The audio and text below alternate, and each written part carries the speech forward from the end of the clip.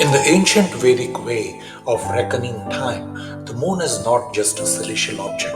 It is a sacred clock and a reflector of our inner tides and a keeper of cosmic rhythm. There are two different ways to define a lunar month. Both are equally valid and deeply rooted in tradition, followed in different parts of the country. Let's explore the contrast between the Amanta and the Purnimanta lunar month systems based on the divine cycles of the moon. The Vedic Panchanga months can be based on either the Amanta system or the Purnimanta system. We'll look at how these two systems operate based on the cosmic cycles. As an example, there could be an overlap when you look at the Panchanga and it may list the Vedic calendar month as Falguna Mas in Amanta system and Chaitra Mas in the Purnimanta system.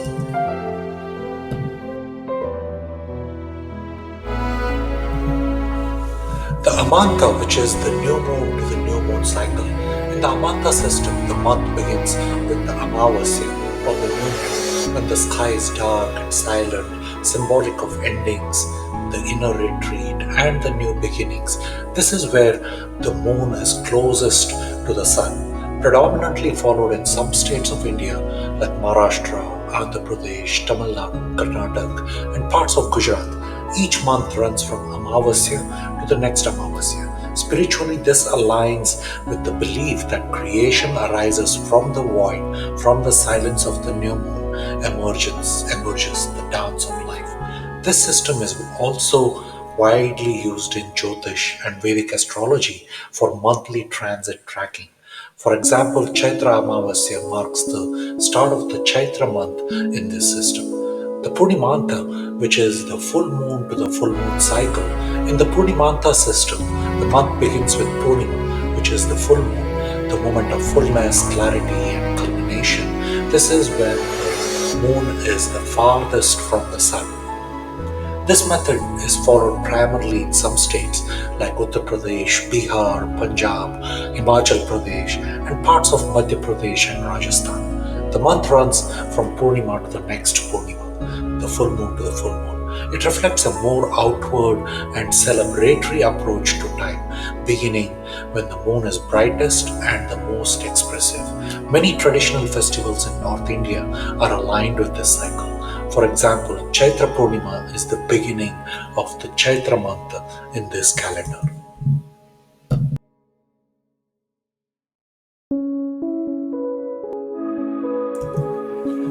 Long before the modern calendars, the ancient sages looked to the night sky to understand the rhythm of the cosmos. In the heart of this celestial system lies the nakshatras, or the 27 lunar mansions that carry the subtle essence of time itself. The Vedic lunar months are not based on man made grids, but on the sacred dance of the moon through these nakshatras. The nakshatras are the celestial markers of time. The moon in its overall 30-day orbit around the earth passes through 27 nakshatras or star clusters, each holding a unique energy, vibration, and associated with the deity.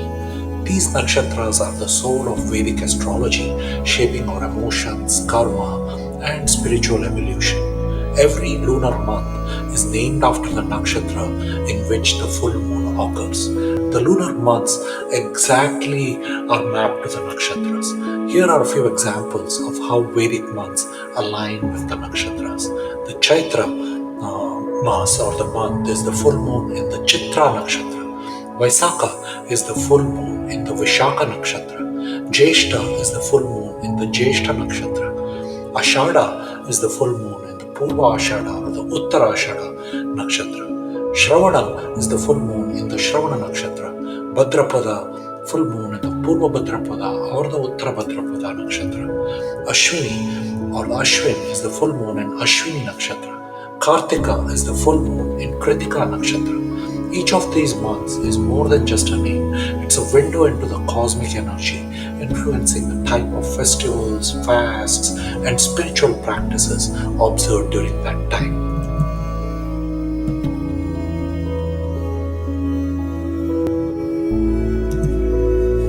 The nakshatra based months matter a lot. Unlike artificial divisions of time, This Vedic calendar aligns us with the real moments of the moon and the sun as well, syncing our lives with the rhythmic intelligence of nature. It reflects the sun and the moon's path. Symbolically, the sun is the father and moon is the mother in Vedic astrology.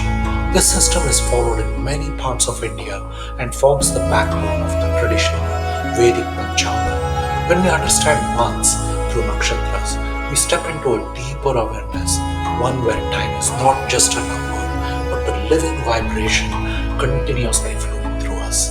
The Vedic calendar reminds us the sky above is not separate, it is the mirror of the soul itself.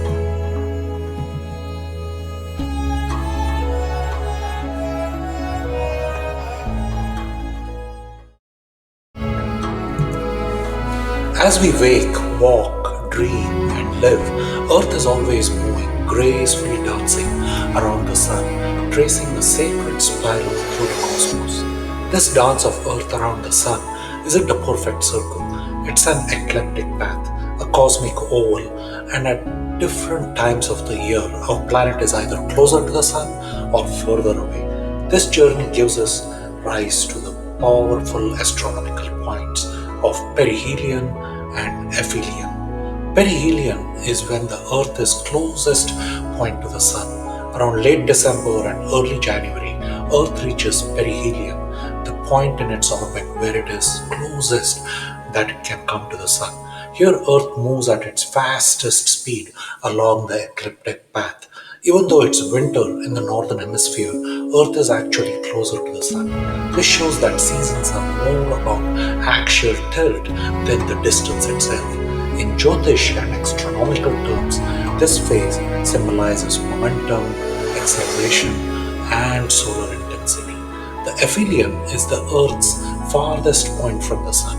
In late June and early July, Earth reaches aphelion, its farthest point where it can be from the Sun, and it moves at its slowest pace in the orbit. The Sun appears slightly smaller in the sky. Energetically, this is a time of stillness, reflection, and expanded perspective.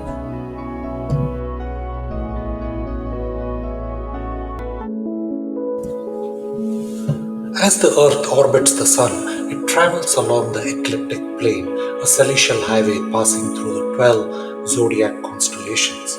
This is the backdrop for the Sun's apparent journey through the sky, forming what we call the solar zodiac.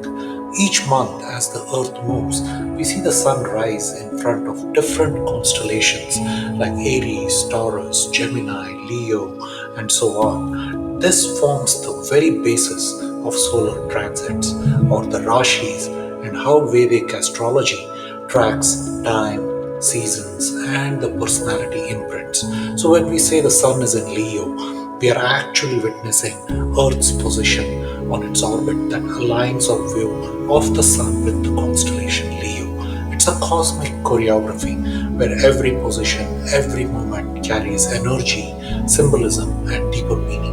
The perihelion and aphelion remind us that the journey is not uniform. There are times of speed and times of slowness, just like life itself. And as Earth moves through the zodiac, it maps out a divine path, guiding not only the seasons of nature, but the seasons of the soul itself.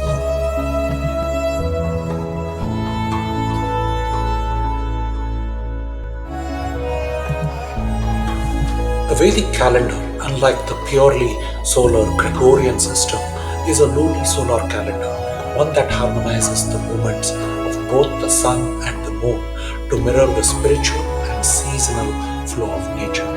The solar month or the Surya Masa, in this system, a solar month is marked by the sun's journey from one zodiac Rashi to the next, a moment known as Sankranti. This is the transition from one Rashi to the other. But this journey is not a fixed 30 days. The sun's pace varies because its orbit is elliptical. The shortest solar month can take as little as 29 days, 7 hours, 38 minutes. The longest solar month can stretch up to 31 days, 15 hours, 28 minutes.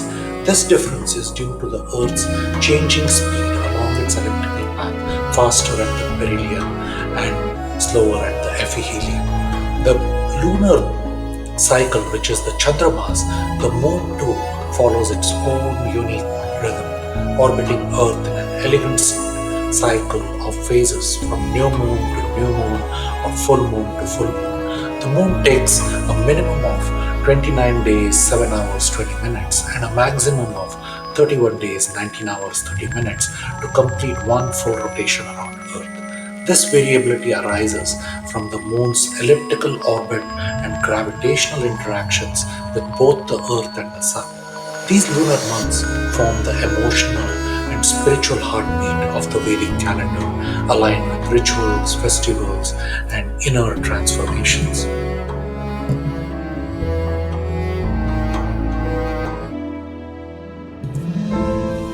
The luni-solar harmony, this is the genius of the Vedic calendar. And here's the beauty. The Vedic calendar harmonizes these two different cycles, the sun's slightly variant solar months and the moon's mystical lunar months, into one unified flow of time. When the lunar and solar months drift apart, Adhik Mas, or a leap month, is inserted to resynchronize them. This ensures festivals like Diwali, Holi, Navratri, and Makar Sankranti stay in sync with both the seasons and also the phases of the moon. This is not just timekeeping, it's cosmic alignment, a sacred way to live in tune with the macrocosm. In every solar transit and every lunar phase, the Vedic calendar invites us to remember that we are not separate from the cosmos, we are its reflection.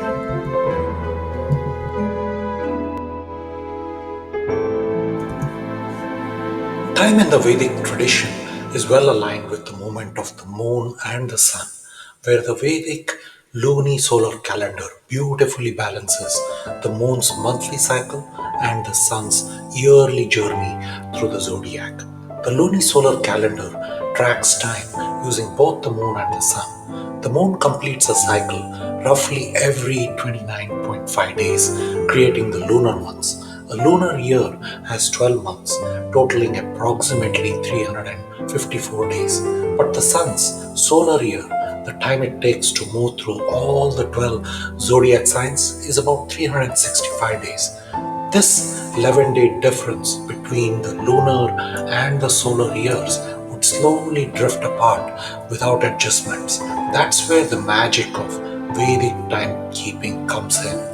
And this is where the Adhik Mas and the Kshay Mas have been introduced. The Adhik Mas, it is the extra month to realign the lunar months with the solar year. The calendar occasionally adds an extra month known as Adhik Mas or the leap month. It occurs approximately every 32.5 months.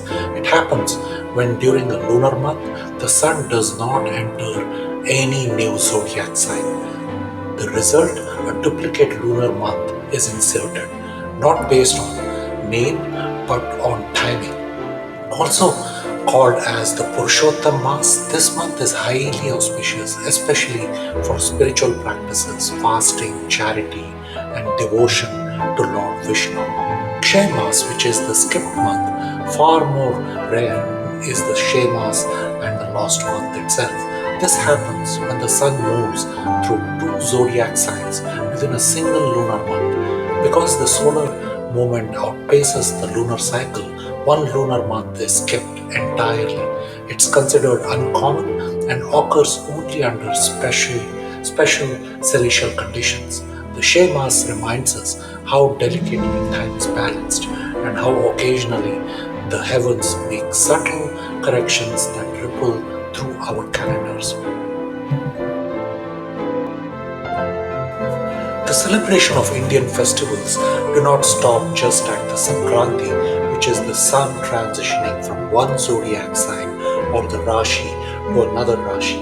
It's also the full moon or the Purnimas that are celebrated with various festivals. And here are a list of some of the festivals celebrated during the full moon or the Purnima.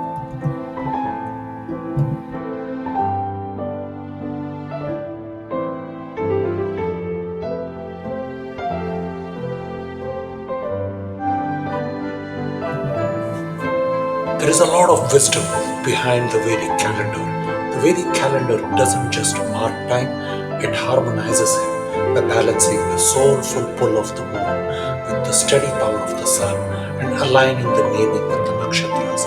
It keeps rituals, festivals, and our inner lives in sync with the cosmos. Whether it's a leap month like Adhik Mas or a skip month like Share Mas, each adjustment is a reflection of the cosmic intelligence behind Vedic timekeeping. So the next time you see a Vedic date, know this, it's more than just a number. It's the outcome of celestial alignment, divine precision, and ancient wisdom passed down through the ages.